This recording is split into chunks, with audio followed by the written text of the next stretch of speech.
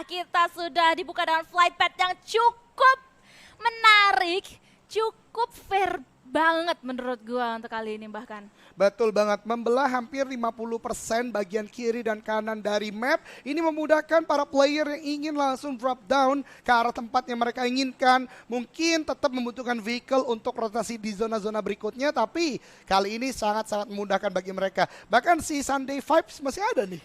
Masih ada. Sunday vibes ini benar-benar vibing ya hari setiap hari, gak cuma Sunday nggak cuma Sunday doang. Betul, gitu. itu semangatnya yang dia Semangatnya. sematkan di namanya. Keren banget gak tuh Feeling bahasa good. gua? Sematkan. Sematkan. Gile. Kenapa emang? Nggak apa-apa. Aku unggah dulu deh kata-katanya Wis, dari unggah. Doge. Atau saya adaptasi mungkin Oh, ya iya. di kesempatan berikutnya. Saya unduh apa unggah? Bang? Unggah dong. Kalau Undah. unggah upload. Unggah apa? Unduh, Download. download. Iya. Terus bahasa Indonesianya selfie apa? Potret sendiri. Salah. apa. Swafoto. Suafoto. Tapi lihat circle-nya teman-teman sekalian. Agak cenderung ke bagian timur. Yap. Tidak salah saya sekarang ya. kali Dan ini. agak sentral ya. Jadi teman-teman semua bisa perhatikan hanya ada beberapa tim yang ada di bagian luar zona. Betul. Tapi yang berbahaya mereka melakukan kepadatan di bagian Giorgio Pol. Nah, Ini dia. Langsung disorot ya sama kamera. Kita ada 3 tim. Nampaknya di sebelah sana ada tim siapa aja itu? Ojan. Ada Too Strong dari tim 4, dari tim 12 ada Ichis Revenge, dan dari tim 8 ada tim DB Asia. Tadi kita dengar ada gunshot yang udah dilakukan, tapi kembali lagi, banyaknya compound membuat mereka tidak mau terlalu terburu-buru, tidak mau terlalu agresif untuk melakukan agresivitas ke tim-tim lainnya. Tapi ternyata di tempat lain itu di bagian Milta, sekarang udah ada close quarter combat antara Sekawan dan tim nomor 6. Knockdown tidak hanya 1, bahkan 2.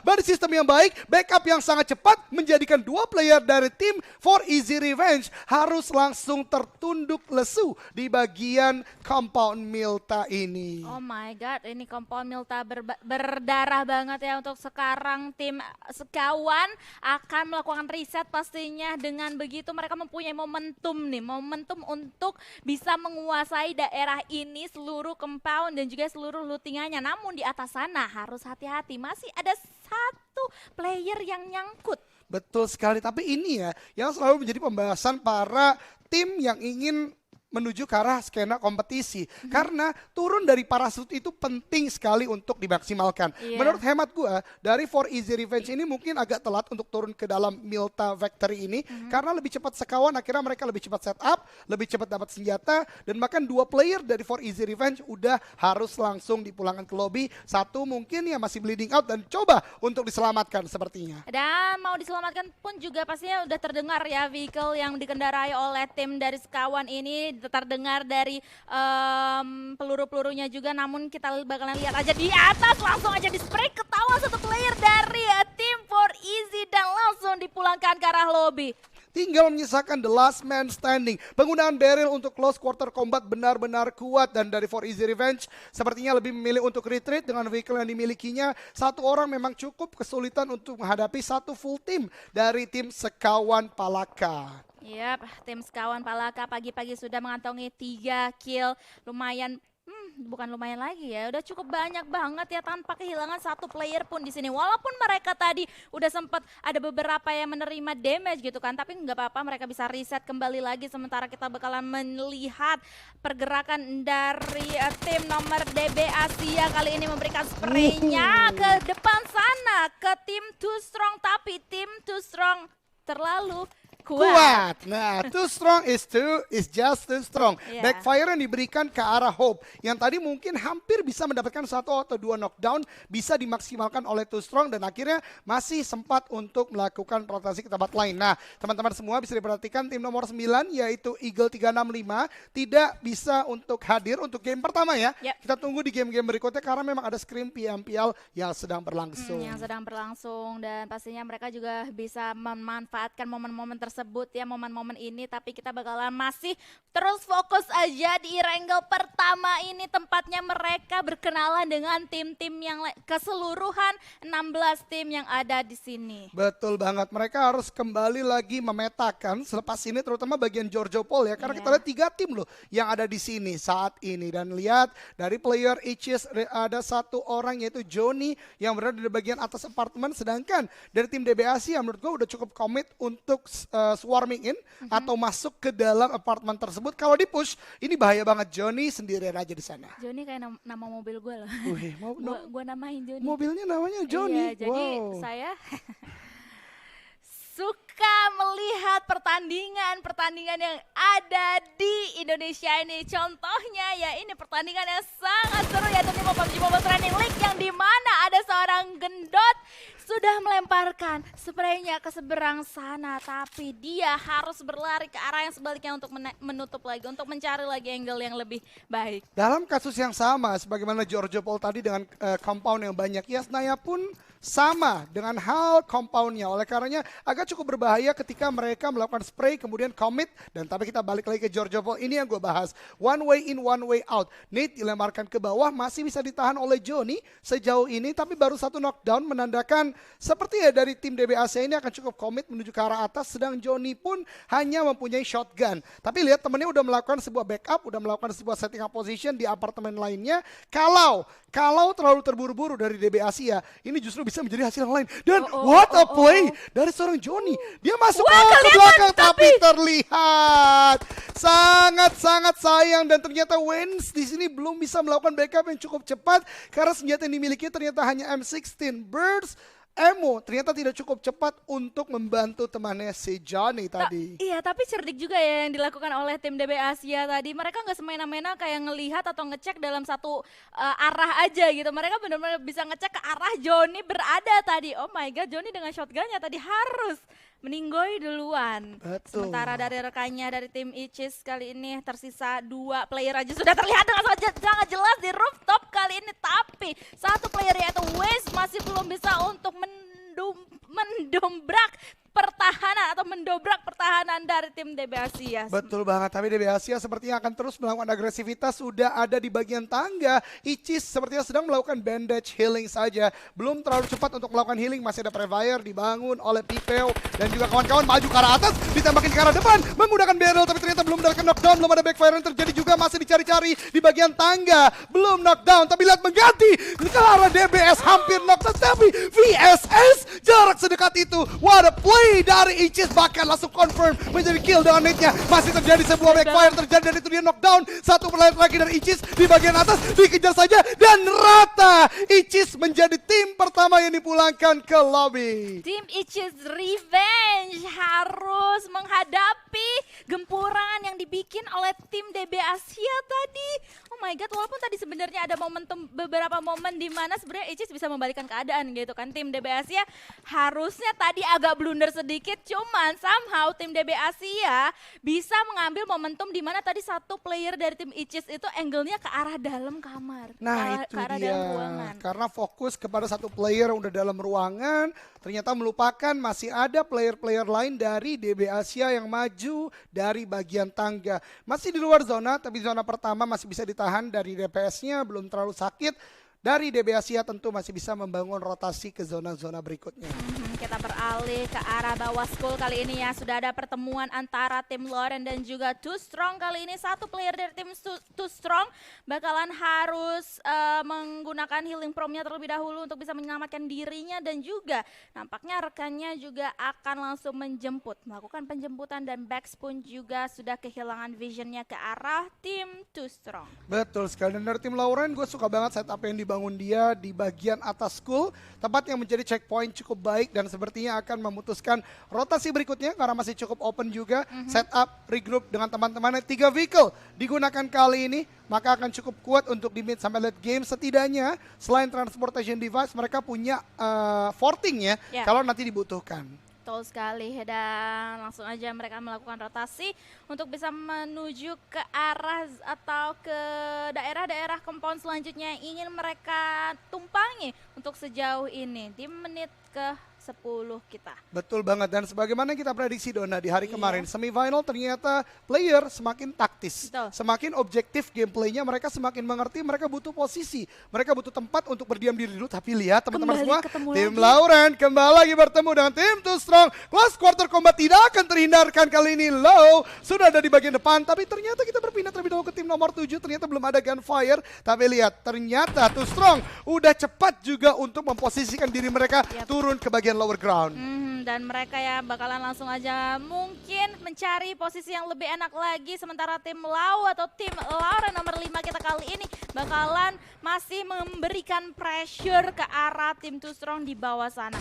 Lagi dan lagi kita membahas objective play, ternyata dari tim Lauren ini sangat-sangat cepat untuk retake position. Begitupun dari tim Too Strong tadi, dia tahu posisi mereka terlalu open, langsung menuju ke arah compound, dan lihat permainan seperti inilah yang membuat tidak adanya korban jiwa di bagian awal-awal game. Sangat taktis, sangat baik dengan scouter dan call-call yang terjadi antar para teammate on point. Dan karena sekali lagi Jan, ini kan 16 tim aja ya, berbeda dengan qualifier sebelumnya di mana 25 tim full gitu. Jadi ruang gerak mereka sekarang lebih leluasa di sini. Setuju banget ya, jadi mereka lebih bisa memaksimalkan, mappingnya lebih bagus, jalur rotasinya lebih terarah, dan bahkan lihat permainan dari Lauren tidak henti-hentinya membuat kita cukup kagum ya dengan community, di mana lihat split yang dibangun menjadi 3 arah yang berbeda. Mereka benar-benar mengawasi tempat yang kiranya bisa ada orang datang dan bahkan memanfaatkan sebuah cekungan jurang ke bawah agar tidak adanya atau bisa dipastikan tidak adanya membackstep mereka dari bawah tersebut. Iya, ke cover lah ya istilahnya. Betul. Tapi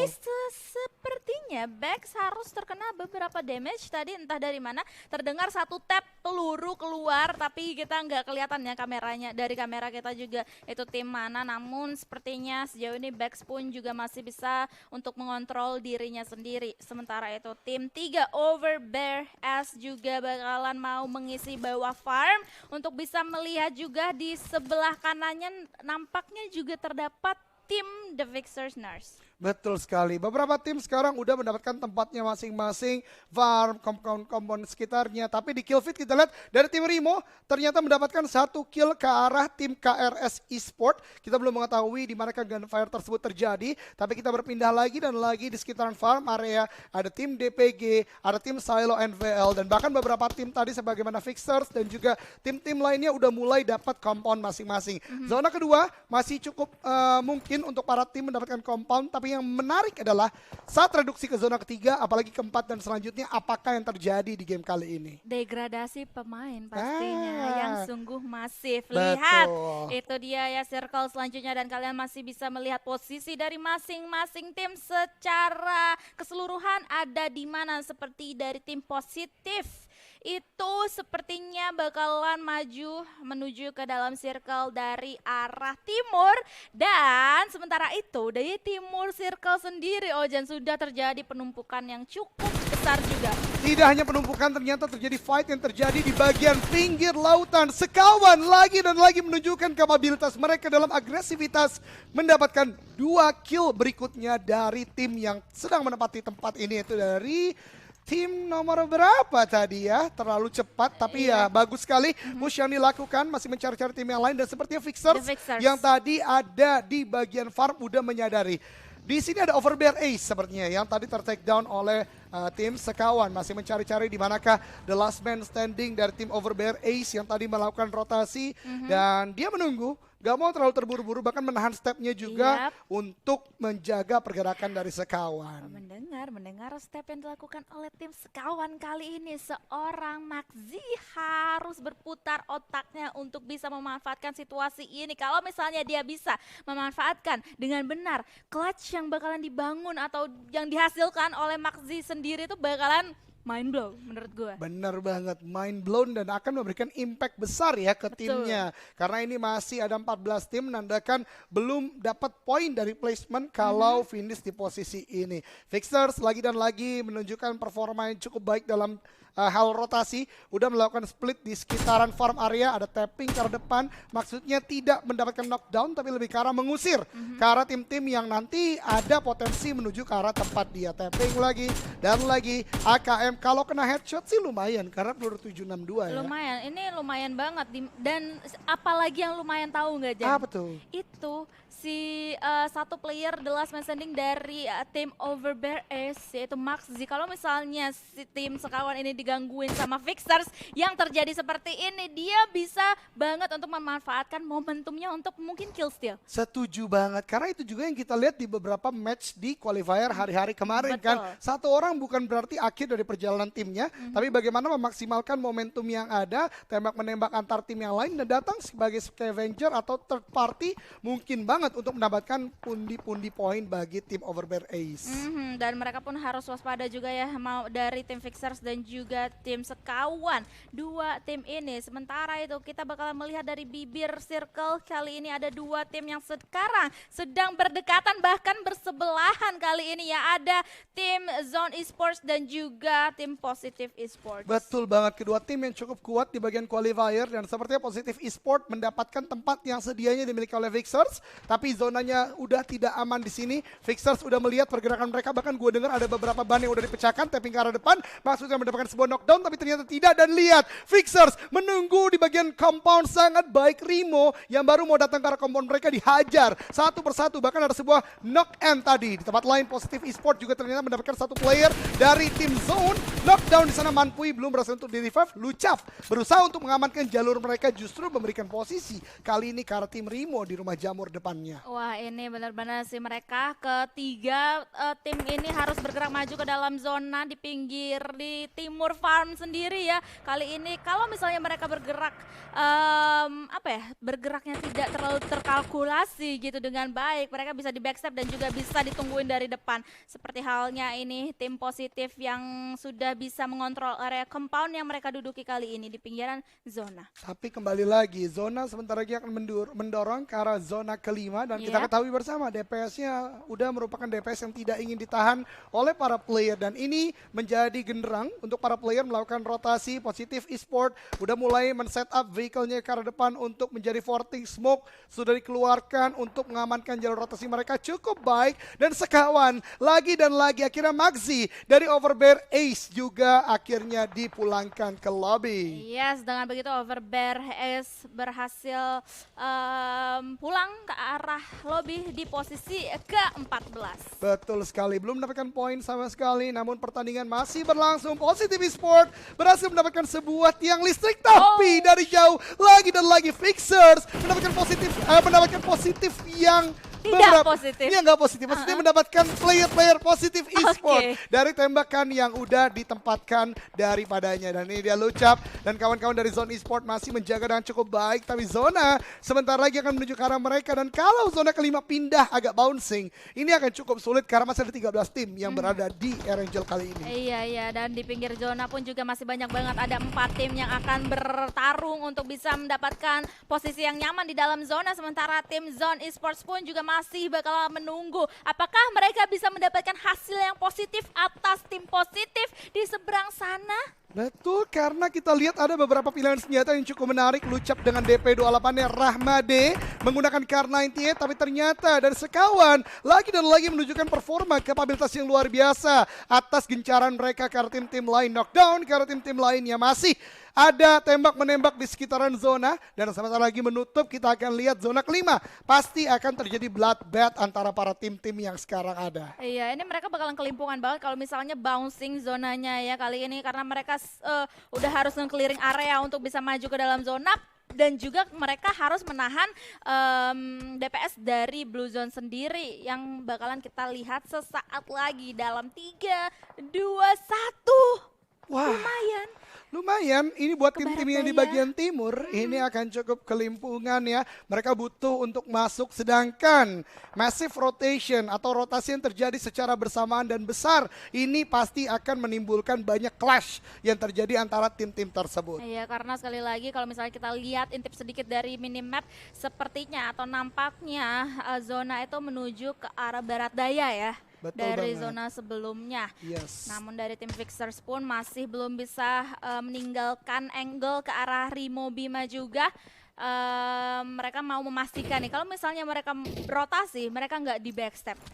Dan cerdiknya ya dari tim Fixer, di mana tadi udah mengirimkan satu scouter ke arah depan Yep. untuk mendapatkan posisi yang cukup baik. Walaupun kembali lagi satu orang di depan itu sangat berbahaya, dan ini sepertinya disadari oleh Zone. Mereka lebih memilih untuk mencoba melakukan rotasi bersamaan, maju ke arah depan, commit sepertinya untuk fight ke arah Fixers, karena mereka tahu mereka harus ratain tim ini dulu sebelum maju ke arah depan. Zone Rahmat ternyata justru terbalik, dan ini menjadi sebuah malapetaka, sebuah misplay dari driving skill oleh Zone Rahmat membuatnya knockdown. Dua player Zone saat ini harus tertunduk lesu di bagian zona luar. Oh my god, ini dia ya. Tapi lihat Fixers pun juga masih bakalan melihat ke arah yang lainnya, di mana ada satu player dari Positive Esports berada di open zone kali ini. Sementara kita bakalan melihat ke sisi yang lainnya, yaitu tim Too Strong yang akan berhadapan dengan tim Lau atau tim Lauren dalam satu compound yang sama. Betul banget, di compound ini ada sebuah close quarter combat. Sabun justru harus knockdown di sangat 3 melawan 4 kali ini. Lauren